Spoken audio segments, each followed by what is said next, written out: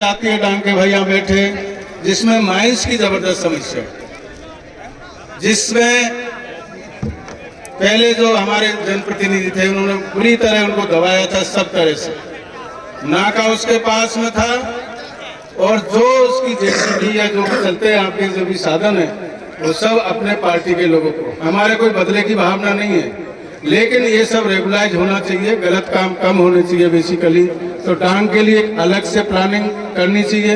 हमारे सब विधायक और एमपी साहब भी सुन रहे हैं यहाँ पर कि हम किस तरह से डांग विकास बोर्ड को मजबूती दे सकते हैं। डांग विकास बोर्ड यहाँ बहुत दिनों से चल रहा है, लेकिन उसमें ना कोई फंड की व्यवस्था है, ना प्रॉपर कोई सिस्टम है। दूसरा, माइनिंग की पॉलिसी बनानी पड़ेगी। लास्ट टाइम हम लोग गए थे डांग एरिया में, तो किसी भाई ने मांग की कि साहब बिजली नहीं है, सड़क नहीं है। पूर्व मंत्री महोदय को कह रहे तुम ये डांग में रह रहे ना, ये बहुत बड़ी बात है।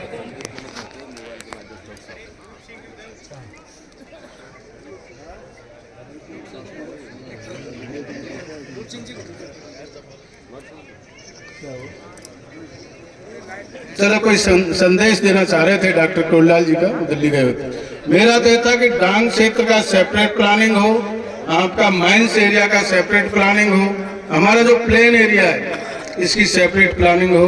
ये बहुत ही बैकवर्ड एरिया है, हमारा जैसे बजट के लिए काफी समय है, हम एडवांस में अगर प्लानिंग नहीं करेंगे तो कुछ भी नहीं होगा। इसलिए बहुत बैठ करके, और हमारे जो विधायक जी है ऐसे नहीं है पढ़े लिखे हैं, आप लोगों के मध्य में बैठेंगे और सबसे मिलकर के काम करेंगे।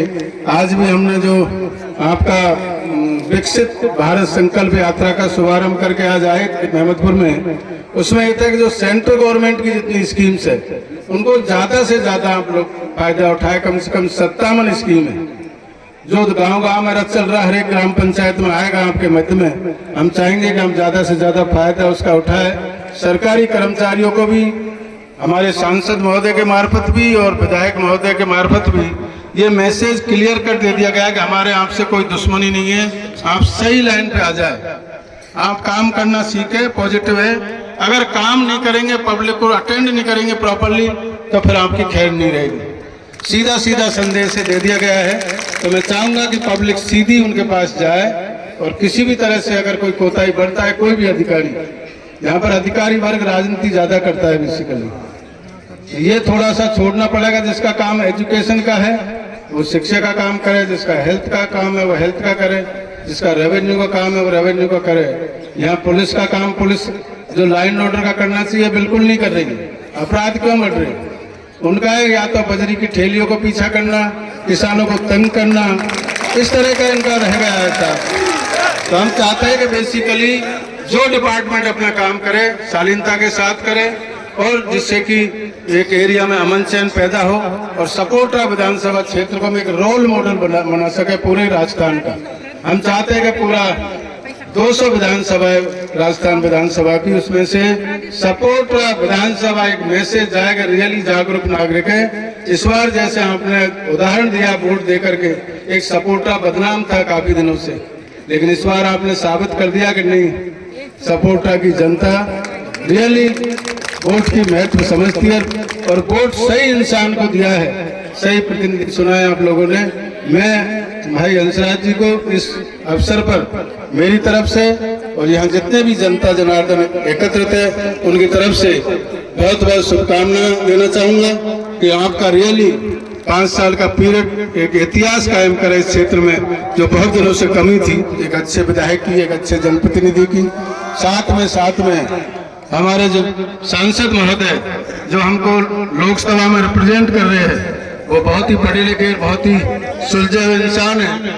दोनों मिलकर के इस विधानसभा कायाकल्प करेंगे, ये उम्मीद पब्लिक की आपसे लगाए। अपेक्षा बहुत ज्यादा है, लेकिन मैं पब्लिक के बिहाफ पे एक निवेदन और करना चाहूंगा भाई मनोज राजौरिया जी से, अगर कोई पद मिल सकता है हमको, हमने बहुत बड़े मंत्री को हराया, यहाँ पर कैबिनेट मंत्री को हराया है, तो हमारे बिहाफ पे आप एक गुजारिश करें प्रधानमंत्री मोदी जी से कि बहुत ही हमने कर्मठ कार्यकर्ता, कर्मठ विधायक भेजा है, और अगर हमको मंत्रिमंडल में शामिल करेंगे तो इस विधानसभा क्षेत्र का जो बहुत पिछड़ा हुआ क्षेत्र है, इसको रियली एक बहुत एक सुकून मिलेगा और एक मौका मिलेगा डेवलपमेंट का।